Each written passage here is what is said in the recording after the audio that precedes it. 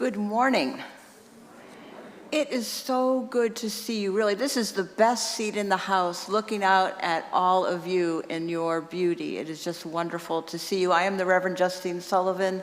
I use pronouns she and her, and it is good to be together. Our opening words this morning are by the Reverend Julian Jamaica Soto. It is a truth, though it may not always feel like one, that you are worth more than the things you do.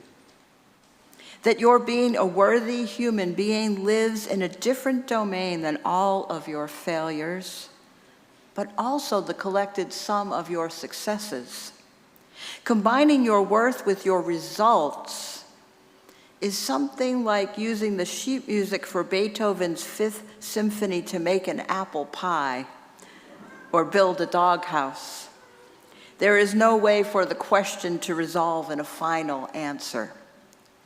By virtue of being alive, you matter, and you cannot be more deserving of dignity, of respect, of love.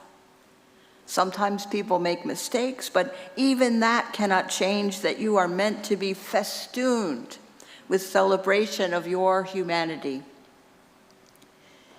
If your progress is slow, your movement small, remember that you don't have to compete for compassion. You don't have to compare what you can observe of another's life to make sure that you measure up. You are definitely yourself.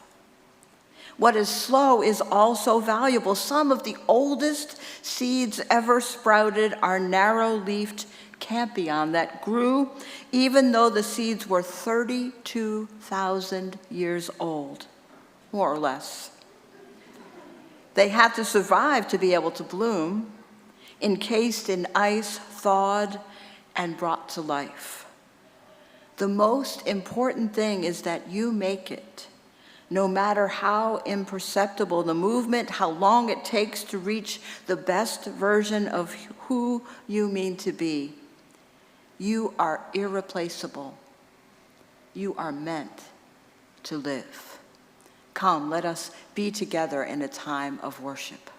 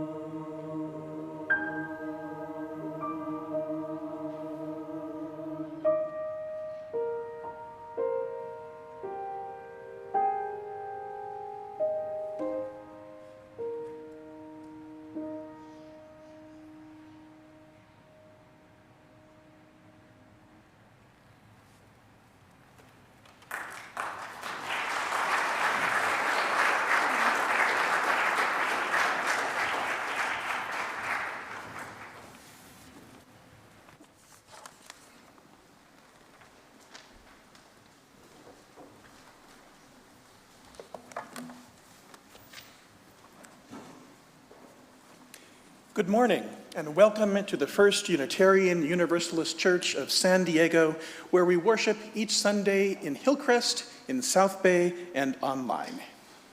Buenos días y bienvenidos a la primera Iglesia Unitaria Universalista de San Diego, donde adoramos cada domingo en South Bay, en Hillcrest y en línea. I am the Reverend Everett Howe. I use the pronouns he, him, and I am a community minister affiliated with this congregation. A special welcome to all of you who are here for the first time. Please fill out a welcome card that is in your order of service, if you would like. Me llamo Tomás Acosta, uso el pronombre él. Una bienvenida muy especial a todos los que están con nosotros por primera vez. Les extendemos la invitación de llenar el formulario en el orden de servicio. Our community is a vital, diverse, multi-generational congregation without borders, with a mission to create community, nurture spiritual growth, and act on our values to help heal the world. Somos una congregación compuesta de personas de distintas identidades racializadas y culturas, personas de diversas orientaciones sexuales e identidades de género, personas varias habilidades mentales y físicas. We are creators of community and compassion, and although we can fall short, we're committed to practicing an affirming welcome to all. Con espíritu de reverencia reconocemos que nos juntamos esta mañana en la tierra de los Kumeyaay, quienes continúan viviendo en todo su territorio. Al emprender este viaje juntos, mantengamos en nuestros corazones y mentes al pueblo Kumeyaay. In a spirit of reverence, we acknowledge that we gather this morning on the land of the Kumeyaay, who continue to live throughout their territories. May the light of this candle shine for our commitment to the Kumeyaay people and to justice and equity for Indigenous people everywhere. Now please embody our spirit and sing with us the church.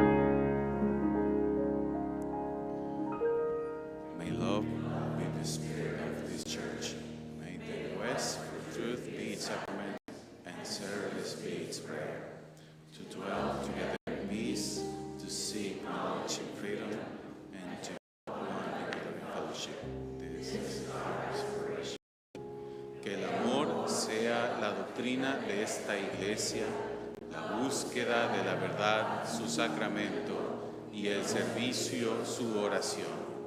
Vivir juntos en paz, buscar la verdad con libertad y ayudarnos mutuamente en comunidad. A eso aspiramos.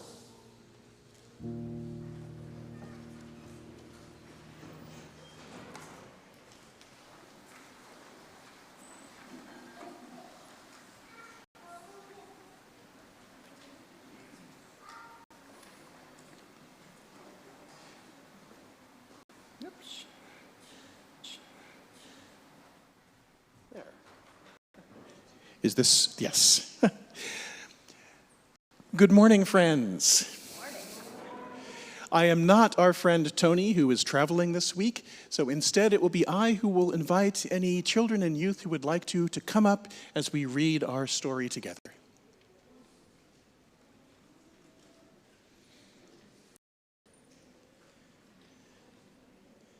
Hooray.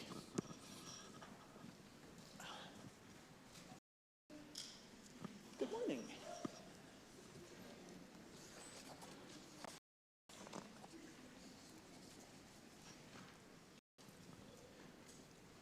Good morning, everyone.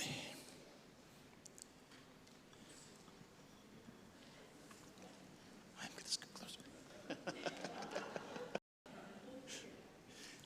Hello. So our story this morning is called Change Sings, a children's anthem. The words are by Amanda Gorman, and the pictures are by Lauren Long.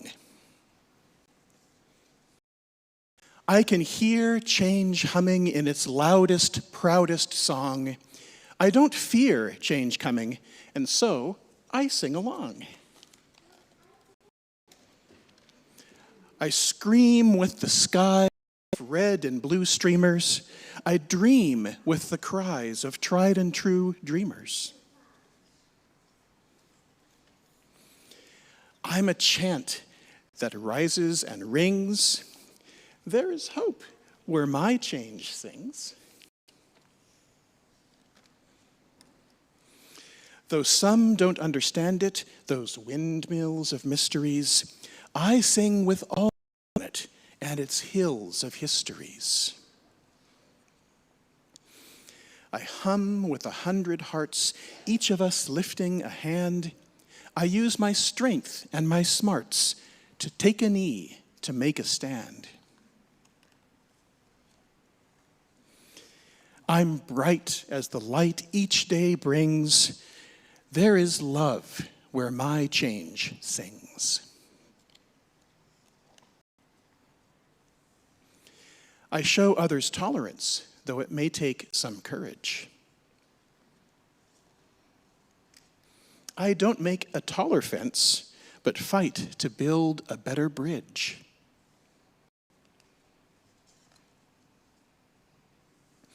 I talk not only of distances, from where and how we came. I also walk our differences to show we are the same.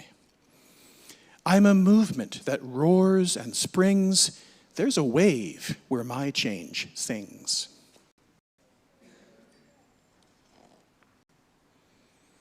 Change sings where? There, inside me, because I'm the change I want to see. As I grow, it grows like seeds. I am just what this world needs. I'm the voice where freedom rings. You're the love your bright heart brings.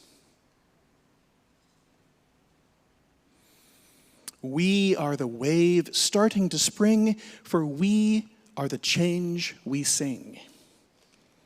We're what the world is becoming, and we know it won't be long. We all hear change strumming. Won't you sing along? The end.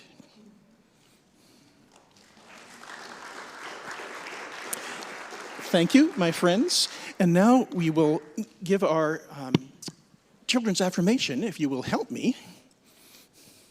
Thank you. Are you ready? We'll lead the congregation.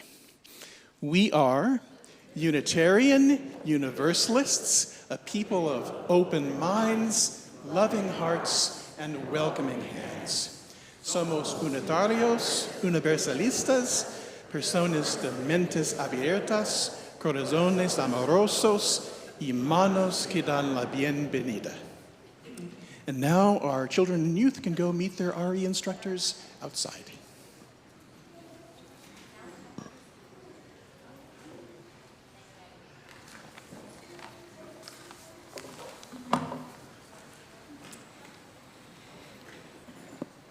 Each Sunday, there is a lay minister available to hold with you something that might be heavy on your heart, and I'm looking for the person who it is this morning. Marianne is here to hold with you a joy or a sorrow that might be on your heart. We also have over here, if you're here in the meeting house, to my left, your right, a trencher with sand holding candles. If you like, at any time during the service or afterwards, you can light a candle and place it in the sand. We also have a pile of stones. Many of us are feeling heavy. And so if you are feeling heavy and wish to release something, you can place that worry into the stone and place it in the vessel, and we will hold that with you. Today, Dining for Dollars bidding has begun. Please bid early and often. Everything is online, so you can go to our website, firstusandiego.org, and look for the Dining for Dollars under the Giving tab. If you need help today, you can look for one of our bidding experts out on the patio. There'll be a table out actually in Bard Hall where there'll be devices ready so that you can start the bidding. Dale and I had a lovely day in the desert yesterday with a group who were led on a geology tour of the Anza Borrego State Park. Just beautiful. So that's the kind of thing that you can bid on, some activity that you would enjoy anyway, and the proceeds go to the congregation. This Wednesday, November 20th at 5 o'clock, 5 to 7 p.m., the San Diego LGBTQ Community Center is holding a Transgender Day of Remembrance. And we thought this year would be a good time for us to go and join that larger community of beloved. So we will be, Reverend Kristen and I will be there. I'm sure many of us will go. We invite you to join us there at the LGBTQ Center on Center Street here in San Diego. There's more information on their website, and it'll also be listed on our website. So please join us Wednesday the 20th, this Wednesday, 5 o'clock. This Thursday evening from 6 to about 7:15, I'll be holding an online session for us to talk about covenant. What promises do we make to one another, and how shall we capture those promises in words? So I invite you to join me on Zoom. The link went out in email last week, and it'll be published again this week in the window. And last but not least, there is still time for you to make your pledge for the new year. You didn't miss it. It would be great to get this wrapped up this month so that we can begin our budgeting process for the new year. So this is a pledge you will make that you would begin honoring in January, the beginning of our next pledging year. It is good to live our values by giving to this beloved community that holds us all. And another way that we live our values in the larger world is by sharing our offering each week with a local organization working for justice. Throughout the months of October and November, our offering is being received in support of the Indigenous Regeneration, IR. This is a nonprofit that focuses on traditional and contemporary food cultivation, environmental awareness, traditional plant education, Indigenous survival skills, healthy expression through music, art, and culture, and sustainable building techniques. And all of their programming is designed from an Indigenous point of view, overseen by elders on their board. You can donate here this morning by credit card using the dip jar over here, or by cash or check by using the donation boxes over there. If you need help, raise a hand. You can also donate online on our church website, firstusandiego.org. The morning offering will now be gratefully received.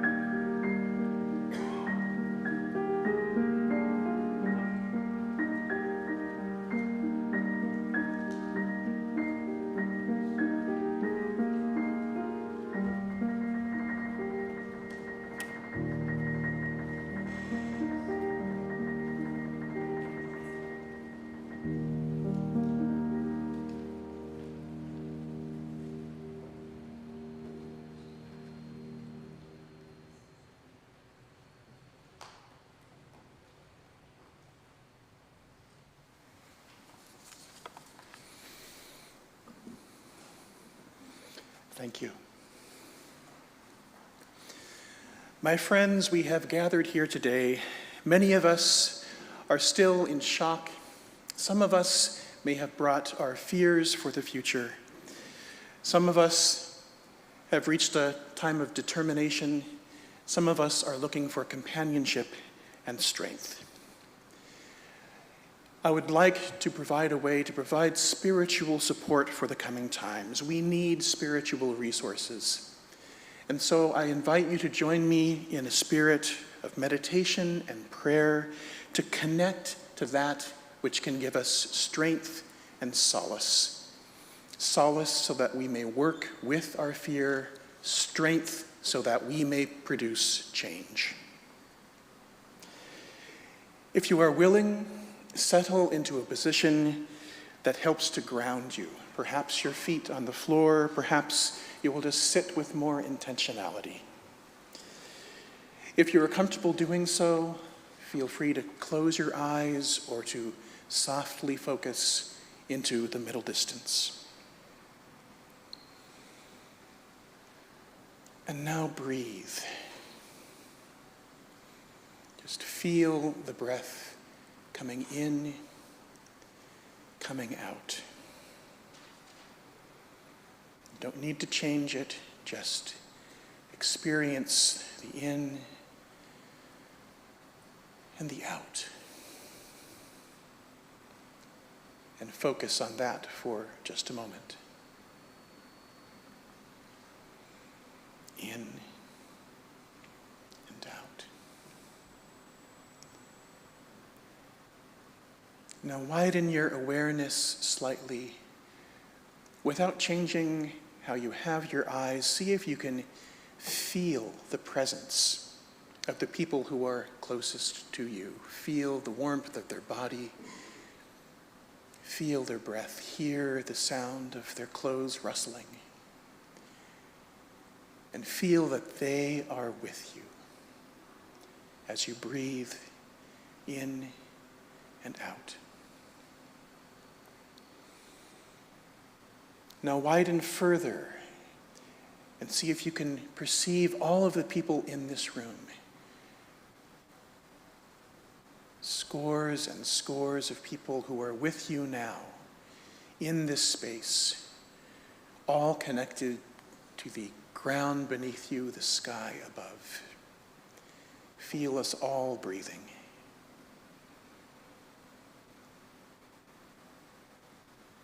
And now expand through time. Think of all of the people who have been in this sanctuary. It's been here 60 years. All of those people are part of our spiritual heritage.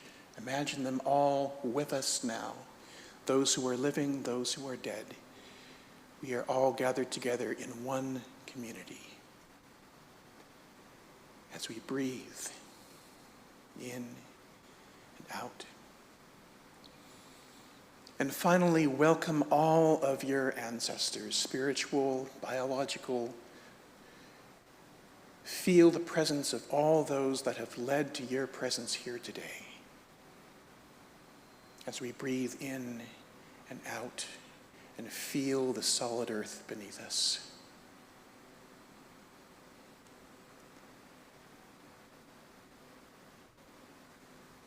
And now slowly bring back your attention back to this time, back to this room. Feel those closest to you and return to your breath, still feeling the presence of all the ancestors and the strength and solidity of the earth beneath you. Spirit of life, Spirit of love, God of many names, in times of struggle we may feel our community. May we feel our community surrounding us. May we feel the power of history behind us. May we feel the strength of the earth beneath us. May we know that your love supports us always, and may we support others in turn. Blessed be, and amen.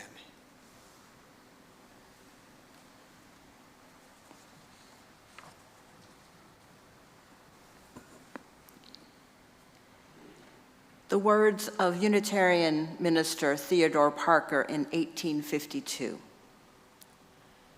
I do not pretend to understand the moral universe. The arc is a long one. My eye reaches but little ways. I cannot calculate the curve and complete the figure by the experience of sight.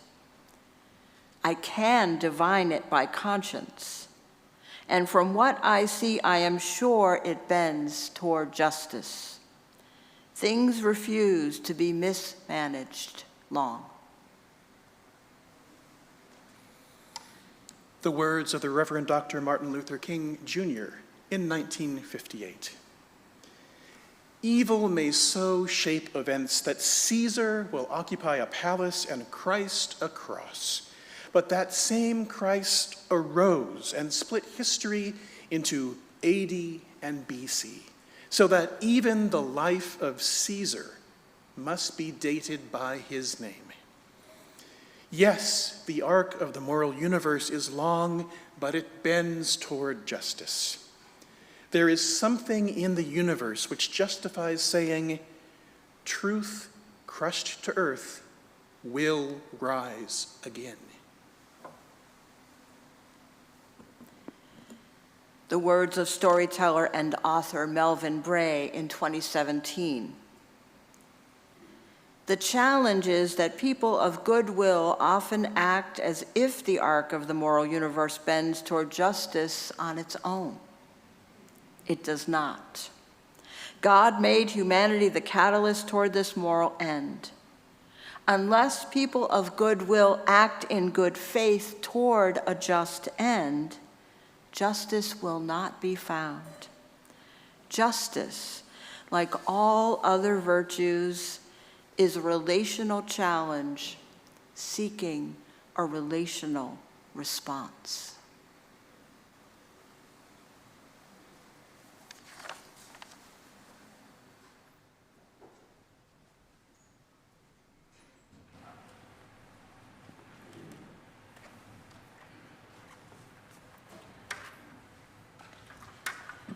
Now we're going to sing Va Pensiero. It's a famous chorus from Giuseppe Verdi's Nabucco, the opera Nabucco. It's a profound reflection on the longing for freedom and the memory of a lost homeland. So as we sing it, we invite you to reflect those moments of yearning and hope that unite us all.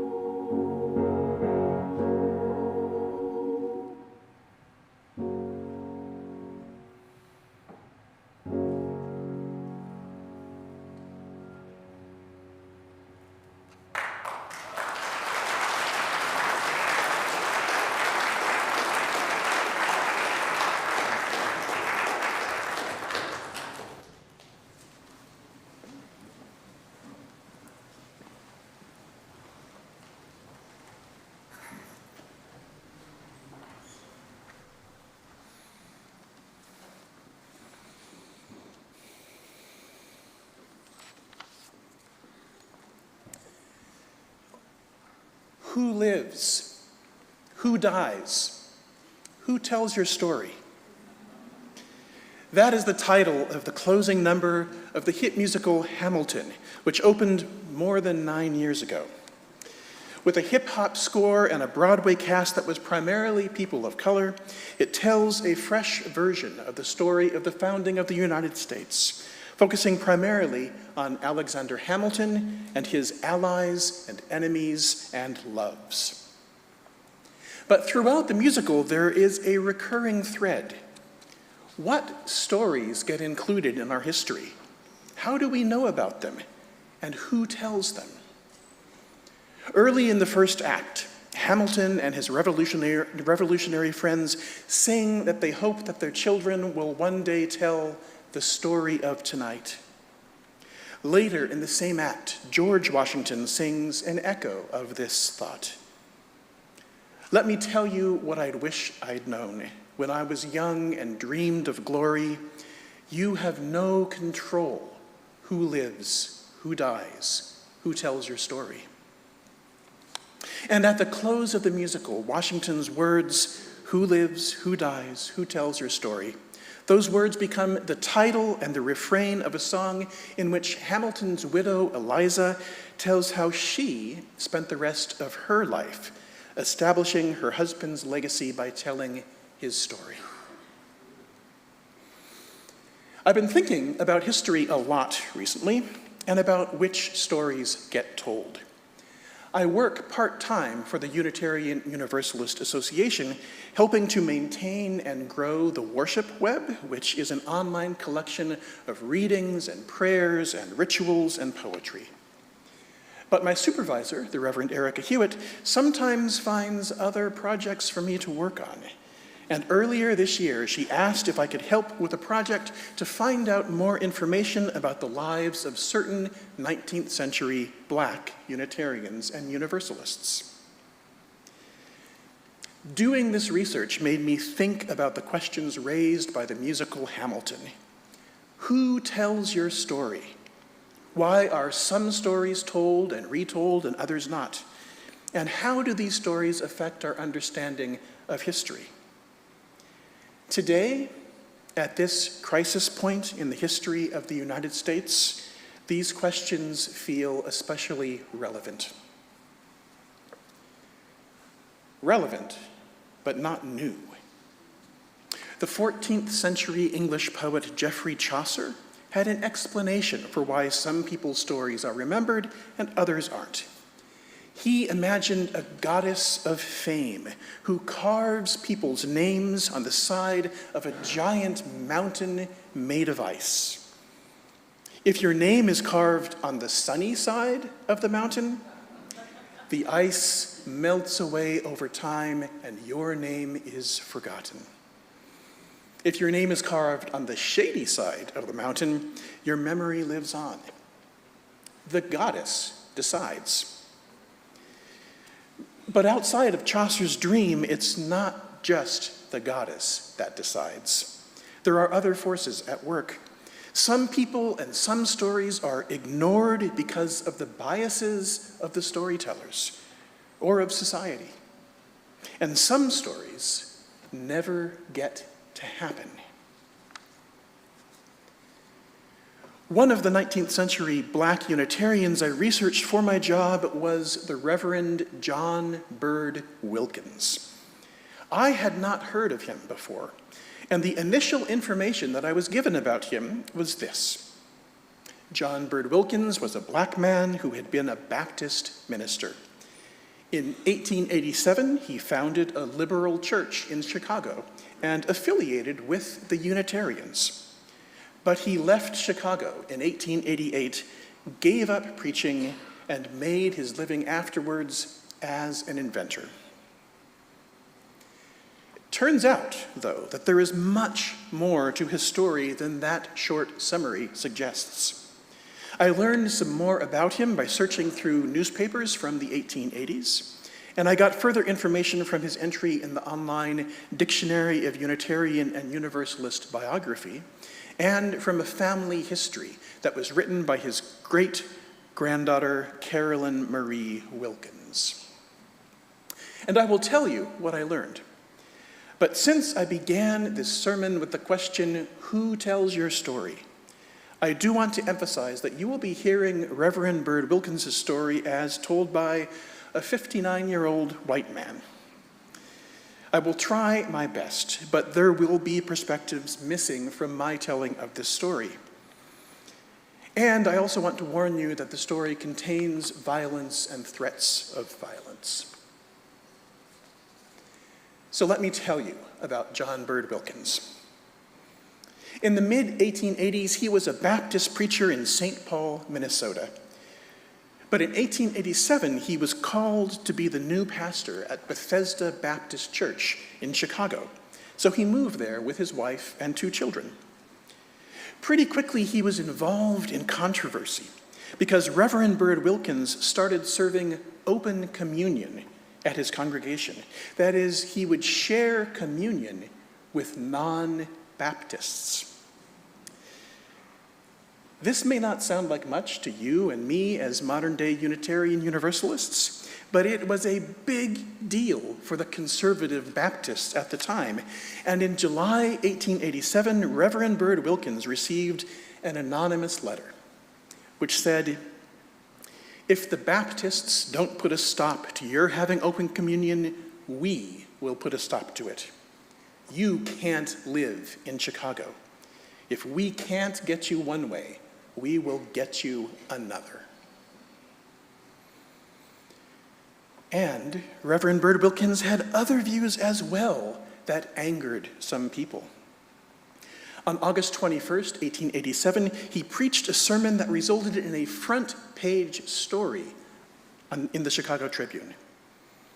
Reverend Bird Wilkins' text that Sunday was the episode from the book of Matthew in which Jesus tells a rich young man to give away all his possessions and all of his money because it is easier for a camel to go through the eye of a needle than for someone who is rich to enter the kingdom of God.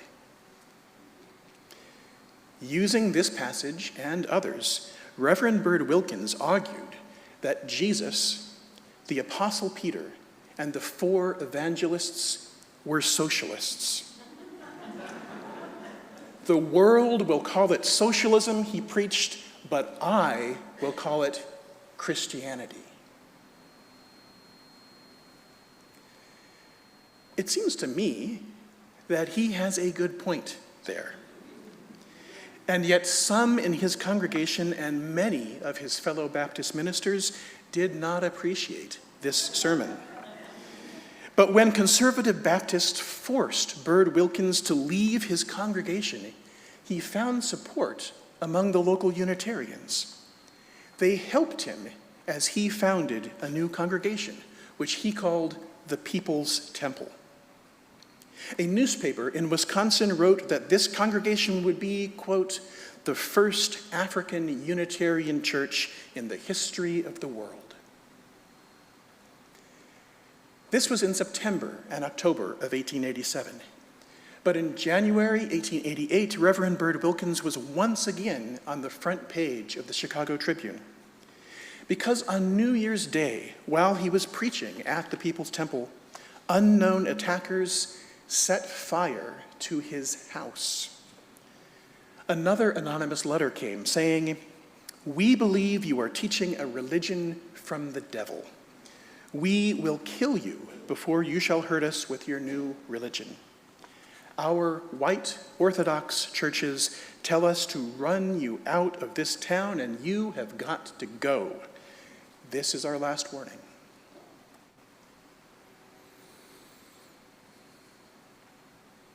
This attack on his home and his family was too much to bear, and Reverend Bird Wilkins did leave Chicago sometime in 1888. The People's Temple did not survive his departure. Records of Bird Wilkins are scanty after that, but he seems never to have led a congregation again. So why is Reverend Bird Wilkins' story not more widely known?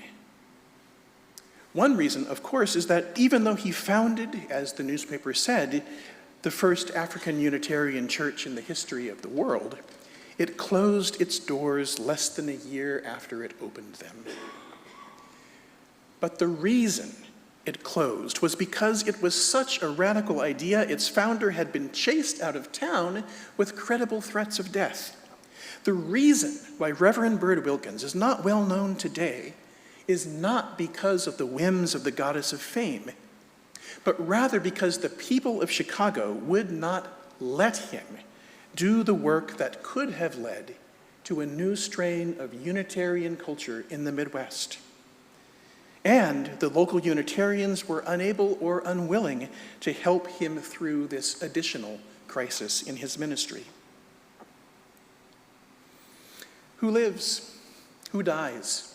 Who tells your story? The people telling the stories in Chicago in 1888 did not think that any of this was important enough to keep in memory. A brief controversy in the newspaper, an article about arson, and then silence, and the warmth of sunlight melting John Bird Wilkins's name in the ice. Interestingly, there is a somewhat analogous story that happened more recently. The Reverend Carlton Pearson was a Black Pentecostal minister in Tulsa, Oklahoma, with a large following and with impeccable credentials in the evangelical community. But in the 1990s, he had an epiphany. He finally could no longer believe that a loving God would condemn anyone to an eternity in hell. In that moment, he realized that he was a universalist. Heaven is universal. Heaven is for everyone. Pentecostals view universalism as heresy and the work of the devil. Reverend Pearson was denounced by the leaders of his denomination. His colleagues abandoned him. Most of his parishioners left, and he had to sell the church where he had previously preached to 6,000 people every Sunday. But he made a connection with the minister at All Souls Unitarian Church in Tulsa. And eventually, about 200 members of his former congregation started attending All Souls. Reverend Pearson became an affiliate minister there, and he continued to preach at All Souls until his death last year. Let me be clear, this merger of congregations, of church-going cultures, was not easy, and it was not problem-free. But compare the stories. Here is another Black minister from a conservative tradition whose theology became so liberal that he ended up in common cause with Unitarian Universalists. Reverend Bird Wilkins was mostly forgotten. What about Reverend Pearson? In 2005, the radio show and podcast This American Life had an episode devoted to Carlton Pearson's story. UU World magazine did a feature on him and on how All Souls Tulsa was changed by this influx of former Pentecostals. And in 2018, Netflix released a movie about his story called Come Sunday. You can still find it there. So why did Reverend Pierce's story turn out differently from Reverend Bird Wilkins's? Why does it get told? Because Reverend Pearson had the chance to preach his new beliefs. He had a pulpit at All Souls and eventually at other congregations as well. And to complete the symmetry of the comparison, one of the congregations he ended up leading was a New Thought church in Chicago, the very city that had chased out Reverend Bird Wilkins. What changed between these two stories was that the arc of the moral universe had bent, just a bit, closer towards justice. And that little bend helped Reverend Pearson succeed where Reverend Bird Wilkins had failed. That little bend in the arc had taken a century of struggle and hard work, but it had an effect. And yet, campaigns of arson and anonymous personal threats against religious professionals are still with us today. I am thinking, for example, of the congregations whose Black Lives Matters banners and pride flags are regularly defaced and torn down and burned. And I think of Cristina Rivera, a Latina woman on the UUA Board of Trustees in 2017, who received anonymous threatening letters from someone who was almost certainly a Unitarian Universalist. We may be closer to justice than we were in the 1880s, but there is still a long way to go. Who lives? Who dies? Who tells your story? Ironically, these words apply to the musical Hamilton itself. Soon after it became a sensation, Hamilton was criticized for not squarely facing the issue of slavery and for ignoring the role of Native Americans in the early history of the United States. Lin-Manuel Miranda, the show's creator, agreed with these criticisms. And Leslie Odom Jr., who played Aaron Burr in the Broadway run of the show, spoke about them. He said, "Lin wrote the story that was on his heart to write. I signed on to be a part of the show that I believed in. That was our leg of the race. Now it's your turn. There's no doubt in my mind," he said, "that some young kid is going to look at Hamilton and write the show that makes what we did look quaint." That, I think, is our job, to be that young kid, to see the failings of what has been done and said and told before, to understand that every storyteller and every society brings biases to their tales, and to see if we can highlight the voices of people who have been silenced in the past. We can tell the stories of John Bird Wilkins and others like him, and we can include not just what happened, but also what wasn't allowed to happen.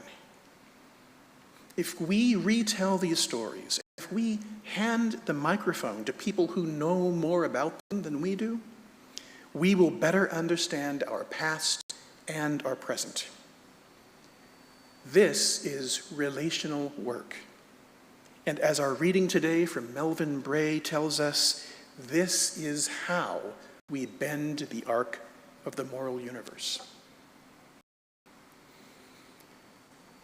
We are living in historic times, and the stories that we tell are the first draft of history.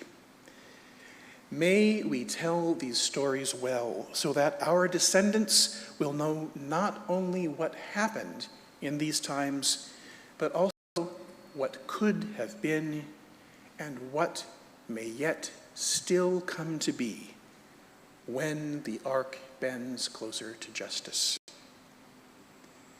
May it be so. Blessed be. Amen.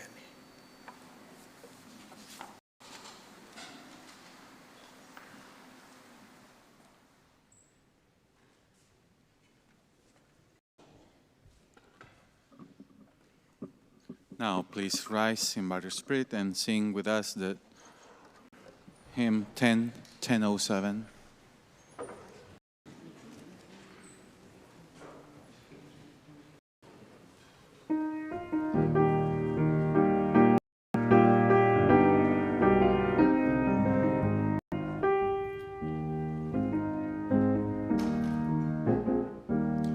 There's a river flowing in my soul. There's a river flowing in my soul.